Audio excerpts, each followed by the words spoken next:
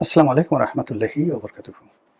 সম্মানিত দর্শক, বিএনপির চেয়ারম্যান জনাব তারেক রহমান সম্ভবত তাকে নিয়ে একটা বিরাট ঝামেলা তৈরি হতে যাচ্ছে আগামী দিনগুলোতে।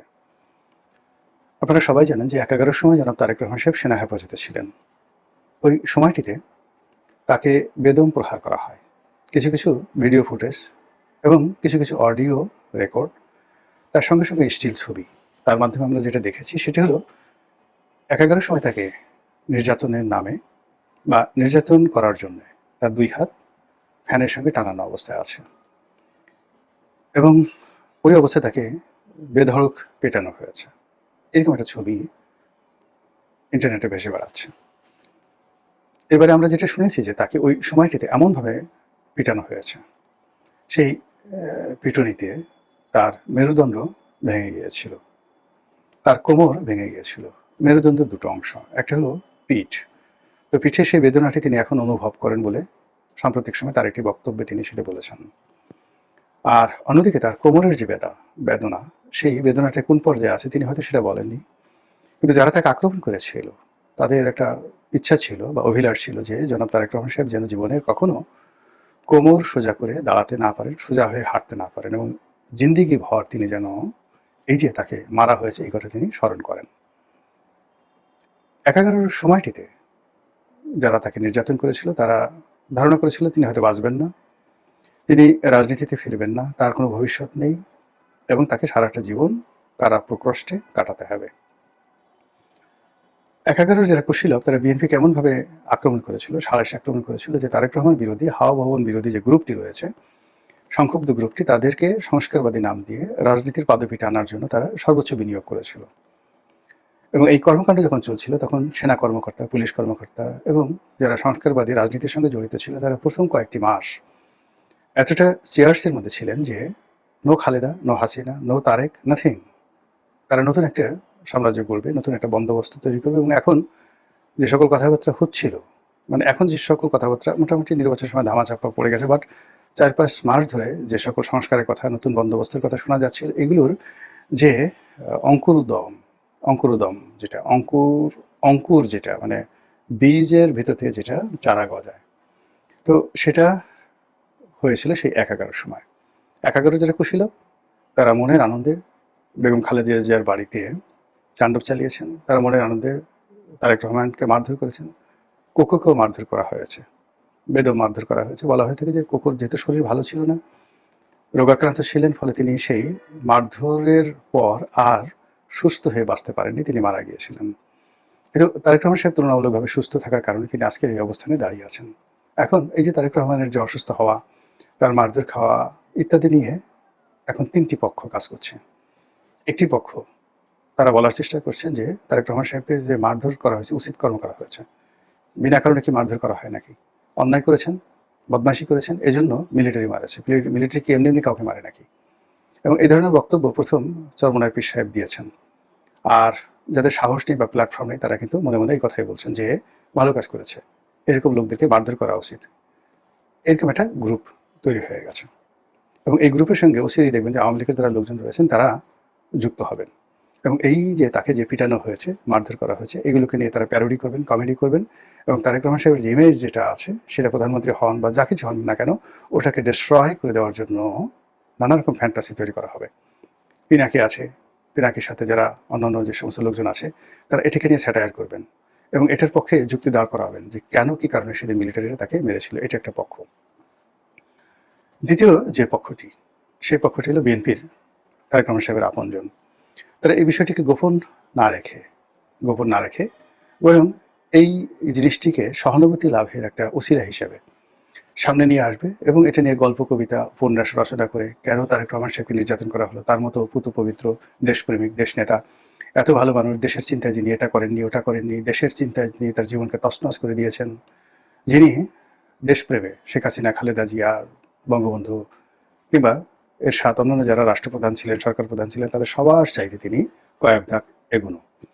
এরকম একজন দেশপ্রেমিকের গায়ে যারা হাত দিয়েছে তাদের উপর আল্লাহর গজব নাজিল হবে, ক্রিয়া পড়বে শরীরে, পোকা পড়বে, পচে গেলে পুজ বের হবে তাদের শরীর থেকে, তাদের হাত থর থর থর থর করে কাঁপবে, তারা দুনিয়াতেও শাস্তি পাবে, আখেরাতেও শাস্তি পাবে, আল্লাহর গজব নাজিল হবে। এই ধরনের কথাবার্তা ন্যারেটিভ একটা পক্ষ তৈরি করেছে এবং আরও করবে। যদি তারেক রহমান সাহেব ক্ষমতায় আসেন তাহলে তার প্রতি জনসমর্থন, সহানুভূতি তৈরি করার জন্য এই ধরনের কথাবার্তা বলবে। আরেকটি গ্রুপ রয়েছেন সেনাবাহিনীর মধ্যে যারা এটা নিয়ে ঘুটু করার চেষ্টা করবেন, চক্রান্ত করার চেষ্টা করবেন, ঘোটার চেষ্টা করবেন। এবং তারই নমুনা আমরা দেখলাম ইকবাল করিম ভূঁইয়া, সাবেক সেনাপ্রধান। তিনি আইসিটিতে অর্থাৎ ইন্টারন্যাশনাল ক্রাইম ট্রাইব্যুনাল সেখানে সাক্ষাৎকার দিয়েছেন। মূলত তার এই সাক্ষাৎকারটি জিয়াউল হাসান, মেজর জেনারেল জিয়াউল হাসানের বিরুদ্ধে। তো মেজর জেনারেল জিয়াউল হাসান কি করে র্যাবেতে অপ্রতিরোধ্য হয়ে গেল এবং র্যাব বাহিনী কিভাবে আপনার খুন, জখম, অত্যাচার, গুম করত, এটা সাক্ষ্য দেওয়ার জন্য তিনি সেখানে এসেছেন। এটা নিয়ে সেনাবাহিনীর মধ্যে ভীষণ রকম নেতিবাচক প্রতিক্রিয়া হচ্ছে। এবং গত 17 মাসে ইকবাল করিম ভূঁইয়ার যে অ্যাক্টিভিটিস এবং শেখ হাসিনার পতনের ঠিক অল্প কয়েকদিন আগের থেকে তিনি যে নড়াচড়া করছেন, কথাবার্তা বলছেন, এটা নিয়ে সর্বমহলে আলোচনা হচ্ছে এবং বেশিরভাগ 99% আলোচনা হচ্ছে ইকবাল করিম ভূঁইয়ার বিরুদ্ধে। তাকে বলা হয় 2014 সনে বিনা ভোটের কারিগর। 2014 সনের যে ভোটটা হয়েছে বিনা ভোটের কারিগর। এখন এই কারণে তিনি কি ভীত সন্ত্রস্ত? এবং ক্যান্টনমেন্ট উন্নয়নের নামে, সৌন্দর্য বর্ধনের নামে তিনি দুহাতে যে টাকা পয়সা খরচ করেছেন এবং সেই টাকা নিয়ে ক্যান্টনমেন্টের যে অডিট ডিপার্টমেন্ট, সেটি রীতিমতো তাদের সঙ্গে, সেই অডিট ডিপার্টমেন্টের সঙ্গে, পরবর্তী যারা সেনাপ্রধান হয়েছেন তাদের সঙ্গে, ন্যাশনাল অ্যাকাউন্টস কমিটির সাথে ভীষণ রকম মতদ্বৈততা আছে। এই কারণ হলো সেনাবাহিনী আধুনিকায়নের পরিবর্তে তিনি সেনা বাহিনীর আবাসস্থল ক্যান্টনমেন্টগুলোর সৌন্দর্য বর্ধন করার জন্য 2 হাতে টাকা খরচ করেছেন এবং কাউকে পরোয়া না করে। এবং সেই টাকা কত হাজার কোটি টাকা, এবং কত হাজার কোটি টাকার কত টাকা খরচ করেছেন এবং কত টাকা অপচয় হয়েছে, কত টাকা মেরে দিয়েছেন, কারা মেরে দিয়েছেন, এগুলো নিয়ে নানা রকম বক্তব্য রয়েছে। 2 নম্বর হলো তার স্ত্রী ক্ষমতা, অ্যাম্বিশন এবং তার স্ত্রীর অপব্যয় নিয়ে ক্যান্টনমেন্টে রীতিমতো খোশগপ্প হয় সারাক্ষণ। 2013 সন পর্যন্ত তাকে নিয়ে সেনাবাহিনীর মধ্যে এক ধরনের মিথ ছিল। তিনি যথেষ্ট প্রফেশনাল এবং জানাশোনা, ব্যক্তিত্ববান, এই ধরনের কথাবার্তা চালু ছিল। কিন্তু পরবর্তীতে দেখা গেল যে তাকে নিয়ে সেই ইতিবাচক কথা আর থাকেনি। তিনি সেনাপ্রধান হিসেবে রিটায়ার করার পরে তার বিরুদ্ধে অভিযোগ তিনি সেই শেখ হাসিনার যে পাওয়ার প্ল্যান্ট, সবচেয়ে লাভজনক এই পাওয়ার প্ল্যান্টের মালিক হয়েছেন। তিনি সেই পাওয়ার প্ল্যান্ট প্রতিষ্ঠা করেছেন কি করেননি ডাজ নট ম্যাটার, কিন্তু তাকে একটি পাওয়ার প্ল্যান্ট শেখ হাসিনা দিয়েছিলেন এবং সেটা বিক্রি করার জন্য তিনি বিভিন্ন ব্যবসায়ীদের কাছে গেছেন। বিক্রি হয়েছে কিনা আমি বলতে পারবো না, কিন্তু তিনি ব্যবসায়ীদের সঙ্গে আলাপ আলোচনা করেছেন এবং এটা নিয়ে নানা রকম গসিপ চালু হয়েছে। তো এই সকল বিষয়ের পরে তিনি হঠাৎ করে শেখ হাসিনা বিরোধী হয়ে পড়েছেন।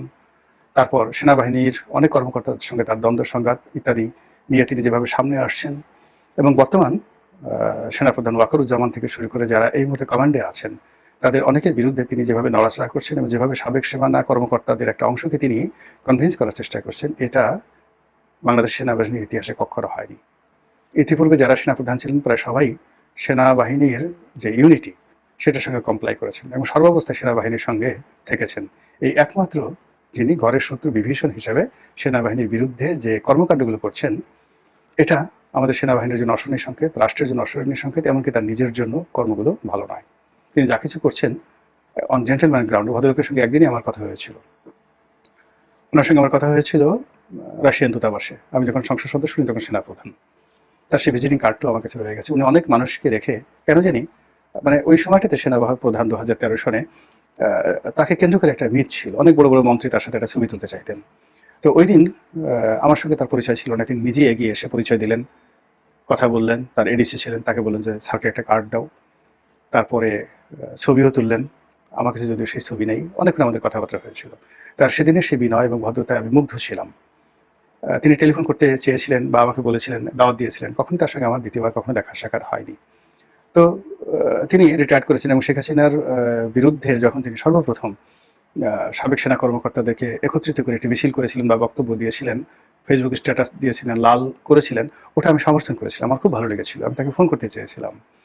কিন্তু পরবর্তীতে তার সেই উপদেষ্টা হওয়া না হওয়া নিয়ে নানা রকম কথাবার্তা হয়েছে। আমার সুভাষিস ছিল যে ইকবাল করিম ভূঁইয়াকে ডক্টর মোহাম্মদ ইউনূস উপদেষ্টা হিসেবে নিয়োগ দেবেন এবং আমার বিশ্বাস এখনও আছে যে তার মধ্যে এখনও যে যোগ্যতাগুলো রয়েছে সেই যোগ্যতা দিয়ে তিনি যে কোনো একটি মন্ত্রণালয় অন্য যে কোনো কর্মকর্তার চেয়ে ভালো চালাতে পারবেন, এতে কোনো সন্দেহ নেই। কিন্তু তার সঙ্গে সঙ্গে তাকে কেন্দ্র করে আগে যে কথাগুলো বললাম, সেনাবাহিনীর মধ্যে যে মানে মিথস্ক্রিয়া রয়েছে, মতদ্বৈততা রয়েছে এবং তিনি যেভাবে দুহাতে টাকা খরচ করেছেন, তার স্ত্রীর যে বদনাম রয়েছে, তার স্ত্রীর অ্যাম্বিশন নিয়ে যে সকল কথাবার্তা হচ্ছে, এগুলো কিন্তু তাকে কগনিজেন্সে নিতে হবে। ২ নম্বর হলো যে অন্যান্য সেনাপ্রধান সে প্রথম থেকে এ পর্যন্ত যত সেনাপ্রধান যে কাজগুলো কোনোদিন করেননি, তিনি কিন্তু সেই কাজগুলো করছেন। এবং আদালতে এসে তিনি তার একজন সহকর্মীর বিরুদ্ধে যে সাক্ষ্য দিচ্ছেন, এটা কিন্তু সেনাবাহিনী কোনো অবস্থাতেই ইন জেনারেল ভালোভাবে গ্রহণ করেননি। জেনারেল জিয়াউল হাসান সম্পর্কে সেনাবাহিনীতে অনেক নেতিবাচক প্রতিক্রিয়া রয়েছে। জিয়াউল হাসানের কর্মকাণ্ড, তার যে শেখ হাসিনার সঙ্গে অতিরিক্ত দহরম-মহরম, আওয়ামী লীগের প্রতি তার অতিরিক্ত আনুগত্য, এটা সেনাবাহিনী কখনো পছন্দ করেনি। এমনকি ডিজিএফআই পছন্দ করেনি। তো ওটা ভিন্ন বিষয়। জিয়াউল হাসানের বিচার চলছে। প্রচলিত যে বিচার, সেই তার পাশাপাশি আবার আইসিটিতে তার বিচার চলছে।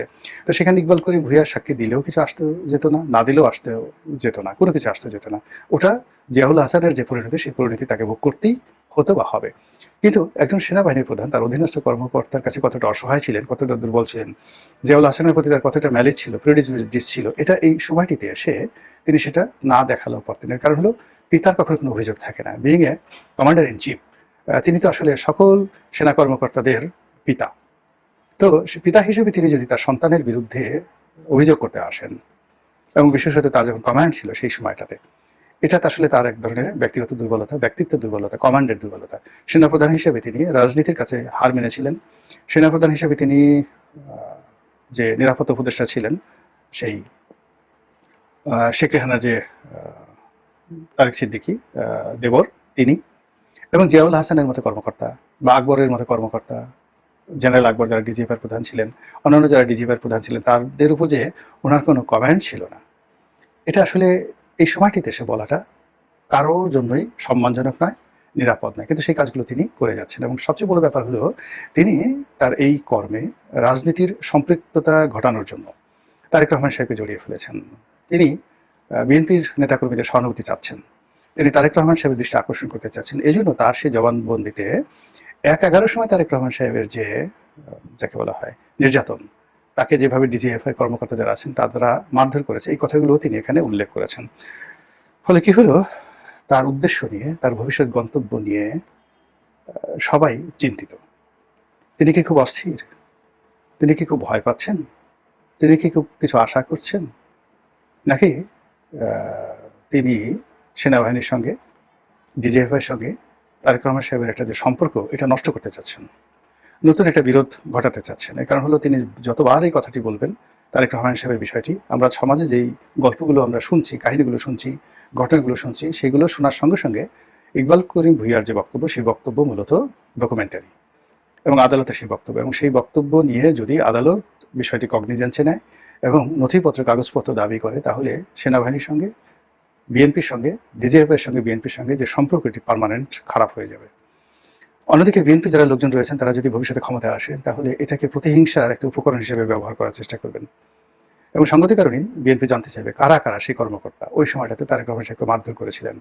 সেই তথ্যপত্র দেওয়ার নাম করে যদি তারেক রহমান সাহেবের সঙ্গে ইকবাল করিম ভূঁইয়ার একটি সংযোগ হয়, বিনিময়ে তিনি যদি ভবিষ্যতে স্বরাষ্ট্রমন্ত্রী হন, প্রতিরক্ষা মন্ত্রী হন, কিংবা অন্য কোনো বড় মন্ত্রী হন, আর অন্যদিকে তাকে কেন্দ্র করে যদি সেনাবাহিনীর মধ্যে চাঞ্চল্য তৈরি হয় এবং অনেক সেনা কর্মকর্তাকে গ্রেপ্তার করা হয়, সেক্ষেত্রে বিএনপি ক্ষমতায় থাকতে পারবে না।